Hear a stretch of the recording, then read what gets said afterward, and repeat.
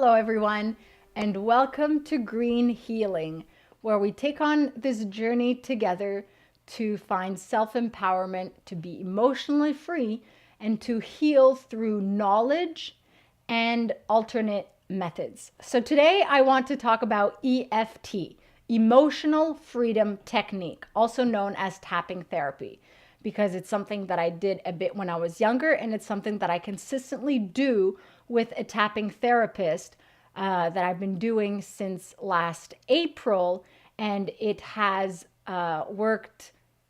No, I've been doing it not since last April. I've been doing it since maybe May or June, since this late spring.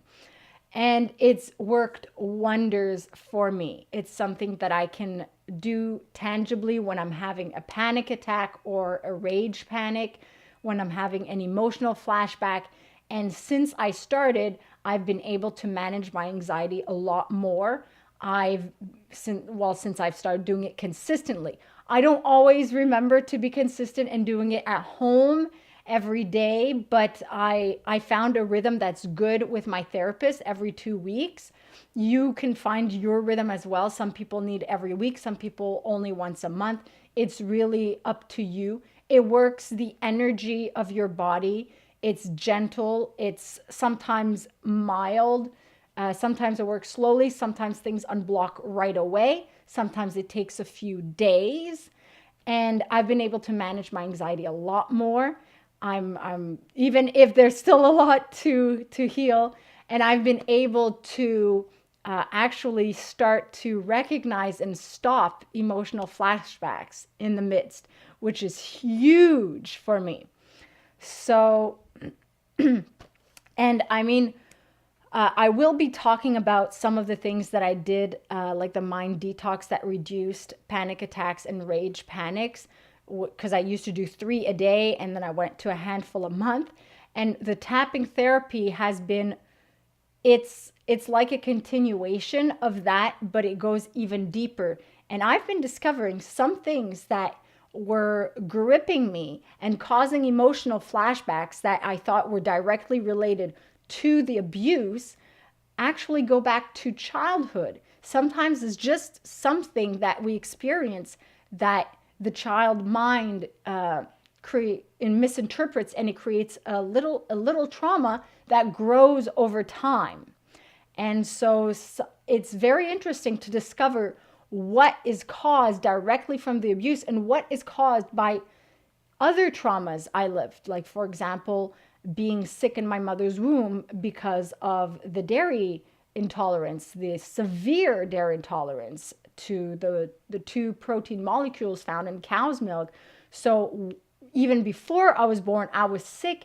I had a traumatic experience even before being born. So that there's a lot that I'm discovering is related to that and not just related to the abuse. So it's really great to find, because it rewires everything. And if you've experienced ritualistic abuse or brainwashing, and I experienced brainwashing and mind control from my abuser, it's rewiring those parts of the brain so that I can know the truth and bring order to the chaos caused by the abuser. So EFT stands for Emotional Freedom Technique, and it's also known as tapping therapy. So, like I said, it's a gentle way to work on the energy within and around you to heal deep-rooted trauma. And it's gentle. You're not causing more trauma by going to that trauma. It kind of works it, and you're in control. If you've had enough, you can say, okay, I've had enough, and tap about having enough. The energy will still do its thing.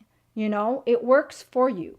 It helps to ease temporary ailments, so such as anxiety in the moment.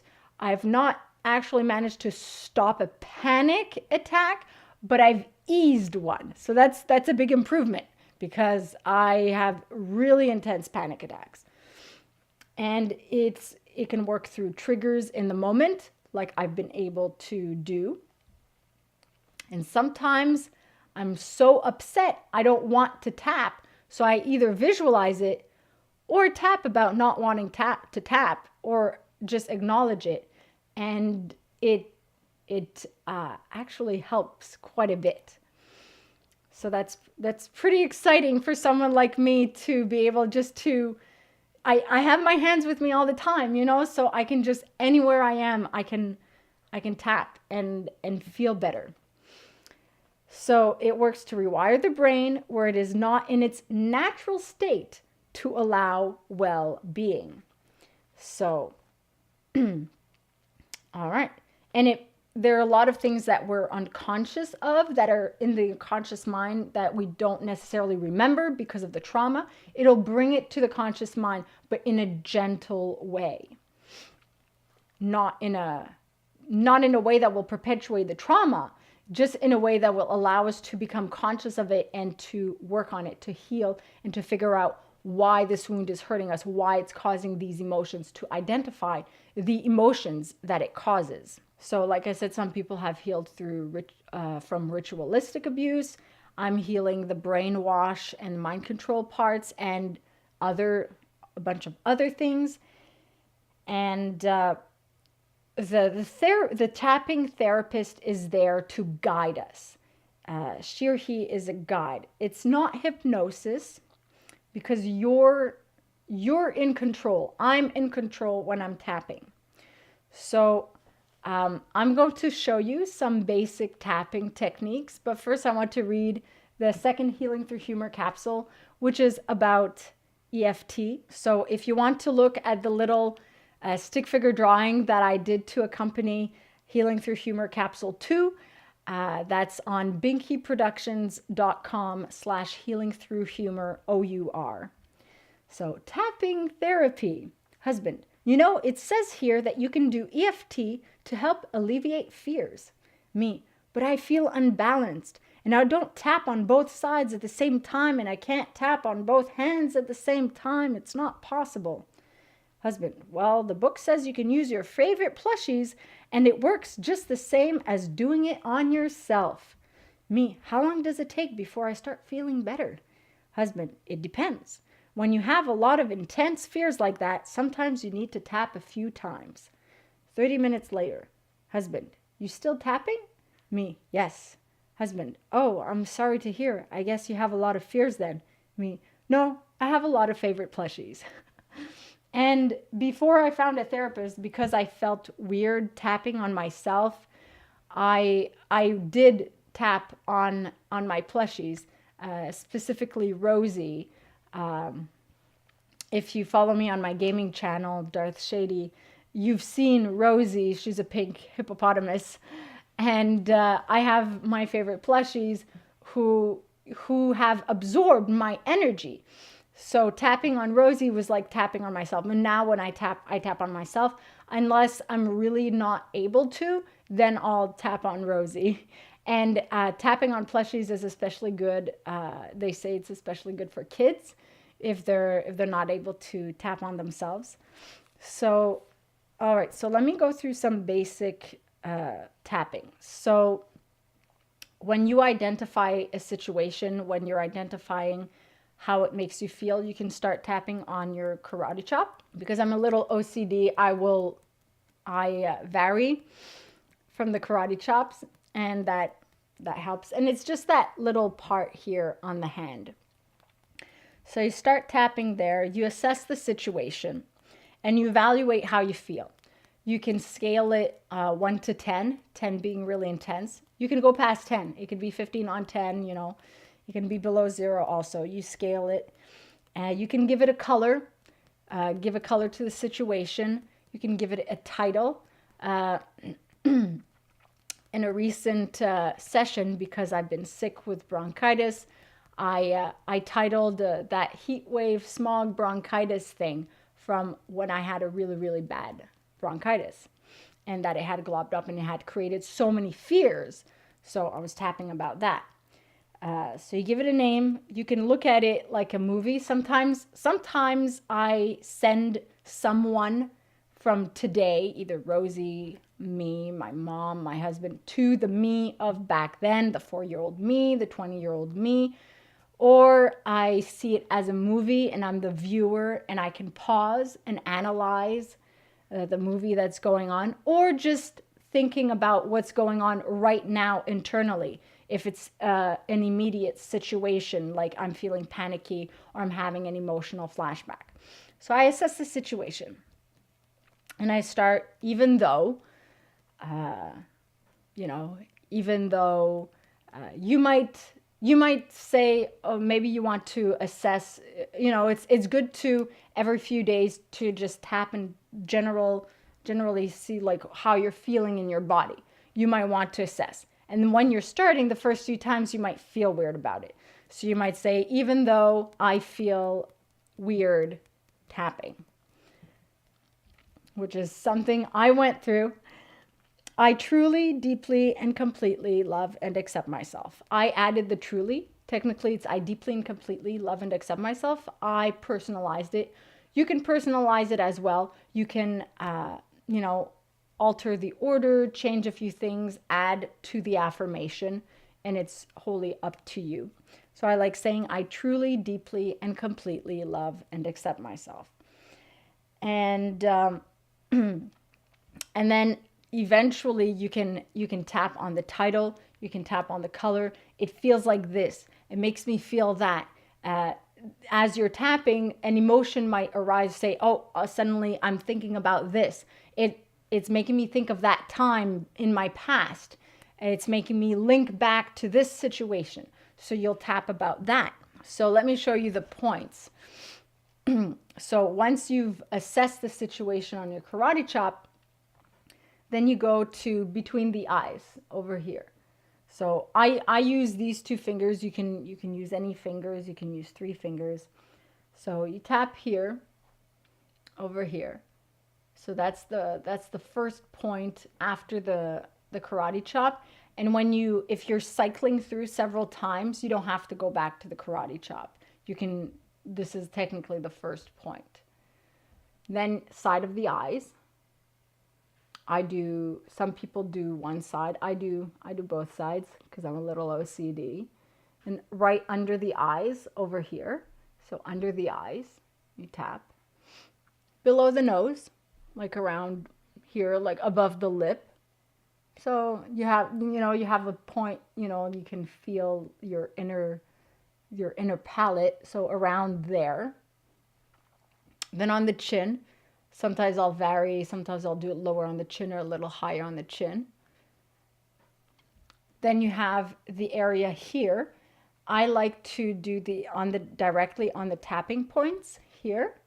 Some people like to tap with their hand or with a small fist gently. It'll vibrate the whole place. Go gently. You don't have to go super hard and hurt yourself. A few years back, had costochondritis, so I injured myself working out.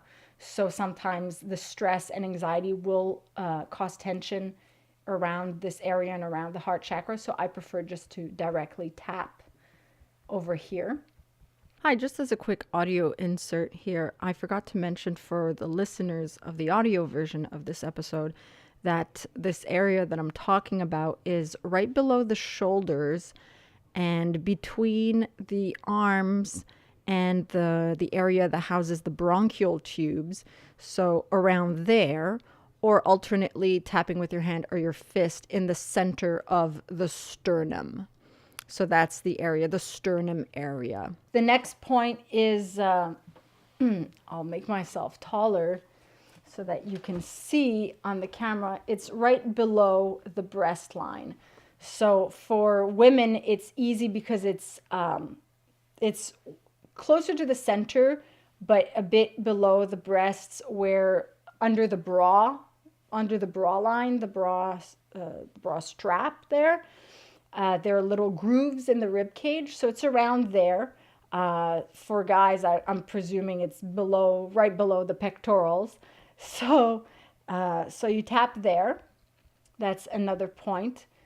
If you're in public and you can cross your arms, and if I'm on a park bench and I'm tapping, it looks very subtle. Then you have the side of the body. You can do one side or the other, or both sides together. So cross your arms. It looks like I'm doing nothing. So you can lift it's like the little monkey pose over here, just a couple inches below the armpit. And then there's the top of the head. So top of the head, you can vary. You can do one hand.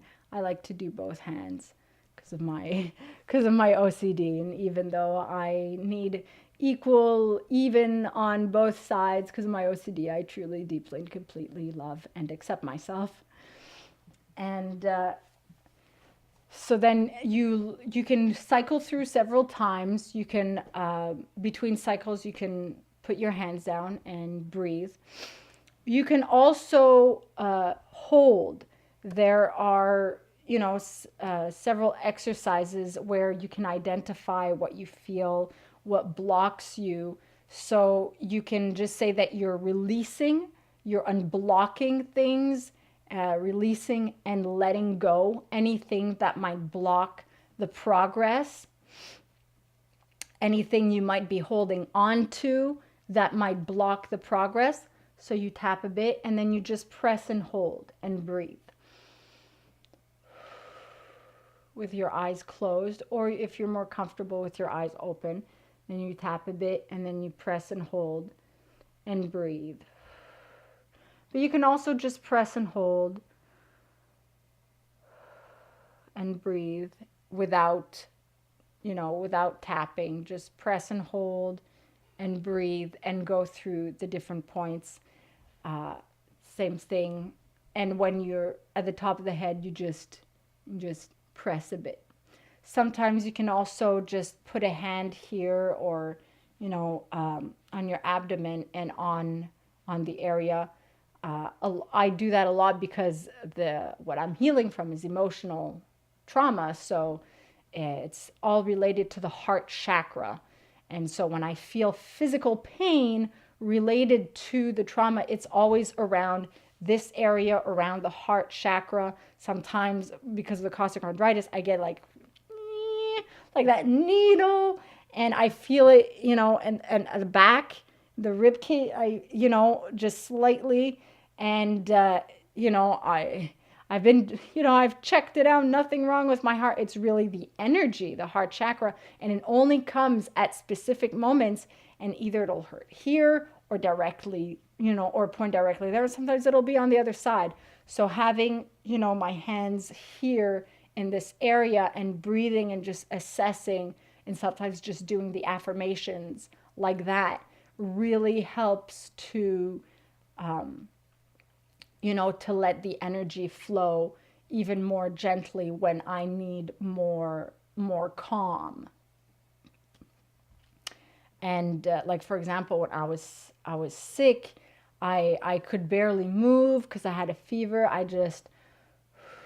And then I asked my husband to tap on me for me, so I was saying the affirmations and he was tapping on me for me. So that's also possible when you have someone really close to you like that. So the thing when you're holding, you can say releasing it, breathing it out, and letting go. So it could be guilt, fear, shame, unwanted thoughts, scary thoughts, blockages, anything at all. You don't have to focus on anything if you're not able to. And I mean, the best thing is to find a therapist so that they can guide you properly. But even just knowing the basic techniques, you can already start this work yourself at home and it's good to be very hydrated when you're tapping. So to drink lots of water. Sometimes I'll tap when I'm sitting in the tub. So I'm in a pool of water. I've just had lots of water, my morning routine, because sometimes I wake up in the evening if I worked at night. So it's just, in a body of water, drinking lots of water, it helps the energy flow to be hydrated. And you can also just hold and breathe no tapping, no thinking, releasing it and letting go. And it just, and you can obviously, you can use plushies too. Sometimes I won't be able to tap. You can hug. You can either hug yourself, hold yourself like this, or hug yourself more intensely, you know, and give yourself a nice hug. I have a big heart pillow, so sometimes I'll just grab Heart and I'll hug him.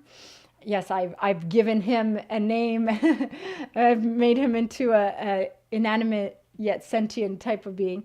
Or I grab my gang of plushies, the typical ones, my favorite ones, and I just hug them and hold them close and breathe. Sometimes in a situation, in a rage, you're not able to do anything else. Hugging something can be very relieving. You know, it can be very comforting. You can do this also if you're having negative internal dialogue. So if you're having, so here's an additional exercise. You can tap after, but you can start by tapping and then write it down. So if you're having negative internal dialogue, and on a piece of paper, you divide it in two to create two columns. And the first column, you write all the negative thoughts and feelings that put yourself down. So I'm not worthy of this or that. I feel undeserving, blah, blah, blah. And in the second column, you choose a character, either a plushie or someone you know, someone, maybe a grandparent who's passed away, or a character from somewhere, and you imagine that they are telling you why those negative thoughts are not true, and you turn it into a positive, the positive aspect of it. So for example, I feel undeserving of being happy, for example. You are deserving of being happy because you make other people happy. You know, I feel I don't bring value to other people. You know, the person can say, you bring value to the people who love you, you know. So it could be as simple as that. It could be, I did it to work on several months ago. I was having trouble monetizing a lot of the creative things that I do, and I felt undeserving of monetizing because it wasn't a real job, or it wasn't this, or it wasn't that, and I had preconceived notions, and some of them were from the brainwash, from the abuse and stuff. And I worked through that. I did that, and then I started sharing content in different places like Steam It and things like that, and people started to come to my gaming channel, and it started to grow more, and I was started to be able to monetize the things that I do in more creative ways, and not just create content that people consumed and then not monetize at all. Because with the burnout, I can't work. And the goal is, when you're a creative person, to monetize what you do creatively, obviously. So I was able to work through some of these blockages that I'm still working through. But, you know, so it could be a emotional blockage. It could be very simple things as well. Now, I'm going to show you the hand thing. If you're in public, or you don't feel comfortable tapping on the tapping parts, you know, you're in the bus or something, or you're sitting around a table and you don't want someone to know that you're distressed by something that they said. Maybe you suspect that they're trying to purposely put you in a bad state, or you're at work, your boss is being a jerk or something. You can tap on your hands. So you know, two fingers, and you tap. You can either tap like this, or you just hold and press, add pressure. And you do this on the side of the fingers. And then you change.